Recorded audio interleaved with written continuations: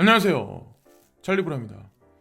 미 대선이 이제 하루 앞으로 다가왔고, 그리고 이제 중요한 건 오늘 오후에, 한국 시간으로 오늘 오후에 비트코인 난이도가 급격하게 변하거든요. 그래서 비트코인 탄생 이래로 그 정도까지 많이 변한 적은 없는데, 그래서 자세한 얘기는 이제 영상 안에서 이제 말씀을 드릴 거고, 미 대선과 상관없이 양적 완화에 관해서도 연준에서 분명히 스탠스를 취하면서 우리 가상자산 시장도 이제 완연하게 방향성이 나올 거라고 이제 생각을 합니다. 일단 어쨌든 비트코인이 지금 현재는 나쁘지 않게 자리를 지켜주고 있는데, 일단은 이더리움이 어떻게 가는지를 지켜봐야 되고, 그리고 많은 차티스트는 지난 며칠간과 같이 아직까지 오늘 새벽까지도 그냥 나쁘지 않게 이더리움이 갈 거다라고 보시는 분들이 상당히 많으세요. 저도 뭐 추매했었던 거에서 뭐 손절하거나 그러진 않았고, 그냥 아직까지 그냥 홀딩하고 있는 관점이고, 자, 이더리움 클래식이 되게 오랜만에 아마를 진행하는데 바이낸스에서 이제 진행을 하거든요. 그래서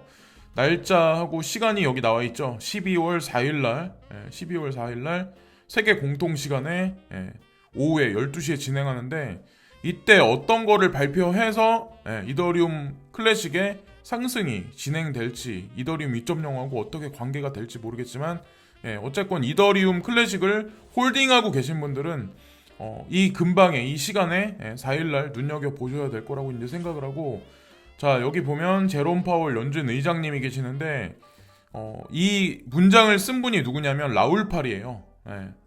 그 라울 팔이란 그분인데, 이분도 이제 똑같은 얘기를 하거든요.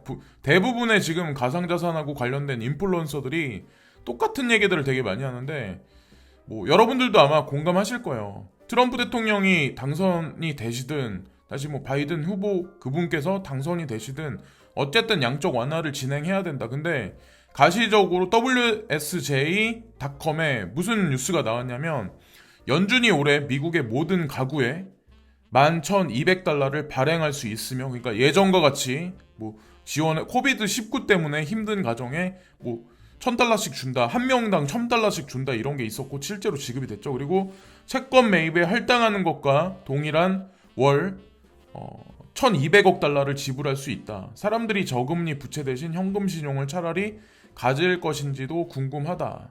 어쨌든 살짝 이제 뭐 어떤 양적 완화를 할 수도 있다는 거에 관해서 나왔는데, 오피셜한 얘기는 이제 3일날하고 4일날, 그러니까 내일까지 이제 진행이 되니까, 내일 뭐 새벽 정도에 되면은 아마 공식적인 금리 방향성하고, 금리를 뭐 여기서 더 많이 마이너스 쪽으로 갈 건지, 더 많이 내릴 건지, 아니면 금리는 유지하되 아니면 양적 완화를 시행할 건지에 관해서 뉴스가 나오면서 주식시장하고 가상자산의 방향성이 확실하게 아마 정해질 거라고 저는 생각을 합니다. 그래서 오늘 오후하고 이제 내일이 특히나 이제 중요한 시점이고, 자, 그리고 이더리움 차트거든요. 이게 이더리움 차트인데 무슨 얘기를 하냐면, 지금 현재가 딱 중간 지점이에요. 그래서 상승 곡선을 바라보고 지금 스탠스를 취하는 트레이더들이 상당히 많은 건 사실이지만, 여기서 이제 조금만 하락을 하면 0. 사토시가로 0.025를 하향 돌파하면 달러로 했을 때 270달러를 찍을 가능성, 근데 어느 정도 지지를 해주고, 그리고 비트코인이 상승 반전으로 하루 이틀 사이에 돌아가면 아마도 440달러, 이더리움이 440달러를 돌파를 하면서 나머지 이제 뭐 알트코인들도 같이 끌고 올라가는 어떤 그 완연한 장세가 펼쳐지지 않을까라고 이제 개인적으로 희망회로 한번 돌려보고, 자, 그리고 여기 나와 있는 것 같이 그 비트코인 해시레이트거든요. 해시레이트는 지금 지속적으로 감소를 해가지고 현재 108 정도예요. 지금 보면. 근데 중요한 거는 난이도거든요. 난이도가 한국 시간으로 오늘 오후 4시에서 5시 사이에 급격하게 변해요. 근데 마이너스 15.41이에요. 그래서 마이너스 14를 넘은 게 비트코인 탄생 역사 이래로 4번 정도가 그런 적이 있었거든요. 근데 어쨌든 난이도가 이렇게 급격하게 감소를 하면 사실상 대형 채굴장들이 채굴을 포기하는 게 아니라 소형 채굴장들한테, 채굴하는 어떤 그런 업자들한테 상당히 좋은 거거든요. 난이도가 이렇게. 그래서 이게 어떻게 변곡을 오늘 오후에 비트코인 시세에 줄지는 모르겠지만, 중요한 건 연준의 발표가 바로 얼마 안 남았기 때문에 아마 변동성을 엄청 주긴 하겠지만 어쨌건 결과론적으로는 저는 양적 완화로 인해서 긍정적으로 흘러가지 않을까라고 이제 개인적으로 생각을 합니다. 그래서 어쨌든 오늘 오후에 잘 눈여겨 보셔야 되고 이거는 비트코인 차트인데 그 제가 뭐 눈여겨 보는 분인데 이분 같은 경우는 비트코인이 여기서 어느 정도 조정을 맞추면 상승 곡선으로 돌아가면서 11월 달 내에는 다시 한번 14,000달러를 돌파하는 어떤 그런 형국이 나오지 않을까라고 본인 주장을 하거든요. 근데 이분 같은 경우는 본인이 이제 텔레그램 그 뭐죠? 픽방인가?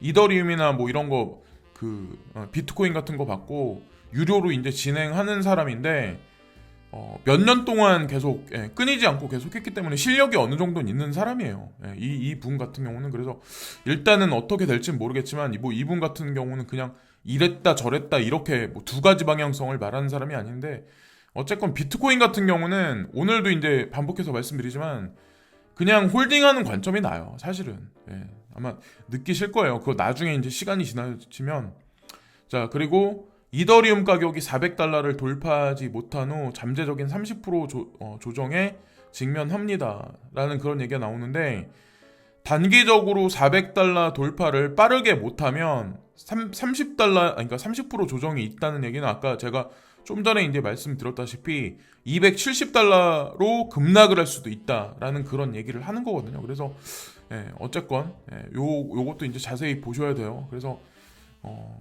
상승 돌파 쪽으로 이제 보시는 분들이 뭐 트레이더 중에 이제 제가 보는 분들 중에는 뭐 이게 우연일 수도 있지만 어쨌든 더 많거든요. 10명이라고 따졌을 때 한 6명에서 7명은 좀 약간 롱으로 보시는 분들이 많아서 어쨌건 이더리움 같은 경우는 그렇게 보는 게 많고 OKEX 루머부터 해가지고 후오비까지 지금 루머가 터졌죠. 그래서 USDT가 많은 양이 그 후오비 글로벌로 이제 들어가면서 비트코인이 많이 이제 인출이 돼가지고 뭐 거래소에 위험한 일이 생긴 거 아니냐 이런 얘기들이 있는데 사실은 뭐 모르겠어요.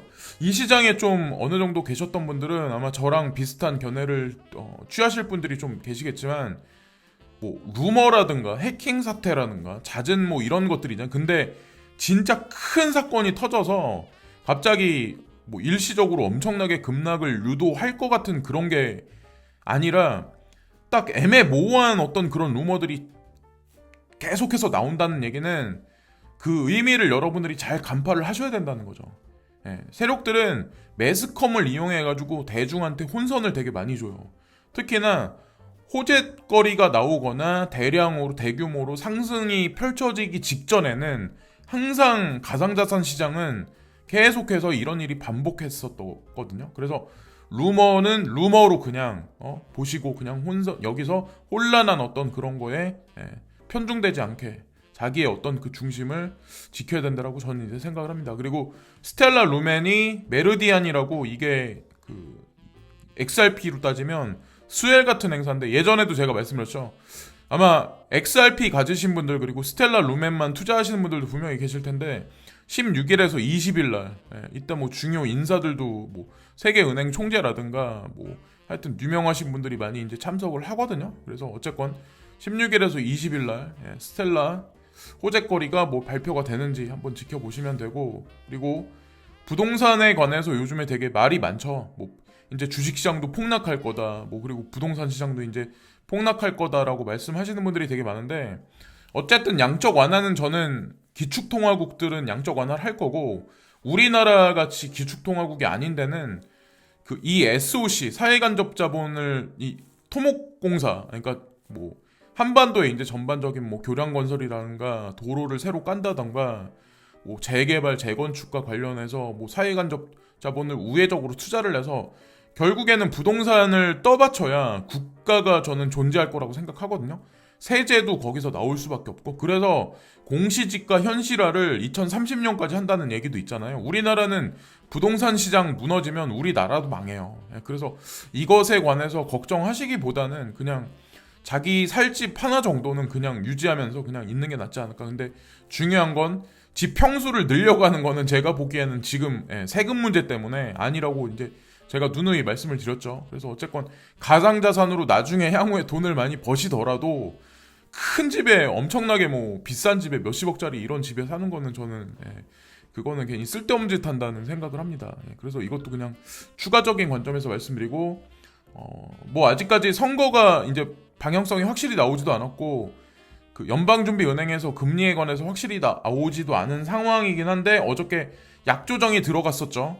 여기 주식시장 같은 경우 근데 폭락할 거다라고 예측하셨던 분들도 많으시겠지만 그냥 반전이 있죠. 지금 보면은 항상 대중의 뒤통수를 쳐요. S&P 500 지수는 1.20% 상승했고 뭐 다우존스 나쁘지 않게 지금 흘러가고 있어요. 현재 상황이. 그래서 어떻게 될지는 모르겠지만 어쨌건 대중들하고는 항상 반대로 가는구나라는 생각을 또 한편 했고 저한테 이제 왜 영상에서 암호화폐를 뭐 왜 가상자산이라는 표현을 자꾸 쓰냐고 말씀하신 분이 있어서 제가 말씀을 저번에 한번 드린 적이 있는데 국제자금세탁 방지기구죠. FATF에서 예전에 이제 표준을 이렇게 정한 적이 있었어요. 그러니까 크립토 커런시에서 버추얼 에셋이라는 표현을 쓰거든요. 여기 보면 버추얼 에셋?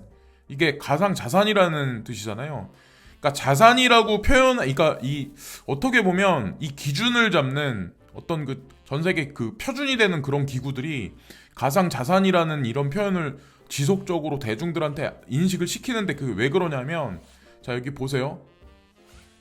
JP모건은 지금 커스터디를 가상자산을 통해서 커스터디 서비스를 진행하려고 지금 하고 있어요. 그리고 우리나라도 국민은행이나 신한이나 농협 같은 그런 곳에서 가상자산에 관해서 그 커스터디 서비스, 그러니까 수탁 관리 서비스를 지금 진행하려고 하는데 만약에 이게 화폐라고 했을 때 그냥 말 그대로 그냥 한국어로 표현해서 암호화폐라고 했을 때 이게 과연 커스터디를 진행할 수 있을까요? 자산이라는 성격이 있어야 거기다가 커스터디를 진행할 수 있는 논리가 부합된다라고 저는 생각을 하거든요. 그래서 그런 식으로 생각하고 한국 같은 경우는 어저께 뉴스가 하나 나왔죠. 특근법에 관해서. 그래서 뭐 가상자산 그 거래소에 관해서 그 지휘권 그거에 관한 어떤 그 결정권은 은행한테 넘긴다라는 그런 정부의 발표가 있었어요. 제가 이거를 보여드린 이유를 가만히 여러분들이 보셔야 돼. 일단은 JP모건 같은 경우는 주거래 은행, 그러니까 코인베이스와 제미니 거래소의 주거래 은행은 JP모건이에요. 그러면 JP모건이 가질 수 있는 막대한 권한이 코인베이스나 제미니한테도 있을 수 있어요. 서로 간에 모호한 관계가 아니라 하여튼 이 엮여있는 관계를 보시면서 내가 가지고 있는 자산이 코인베이스에 그리고 제미니 거래소에 리스트업 돼 있는지 그리고 커스터디 서비스가 과연 향후에 어떻게 진행되는지 이 연관관계를 보시면서 어저께도 똑같이 말씀드리는데 시장을 자꾸 세력들이 막 흔든다 막 이게 풀립 장세를 계속 연출한다고 해서 거기에 뇌동매매 하시거나 거기에 좌절하실 필요가 없어요. 그냥 목표가만 생각하세요. 목표가만.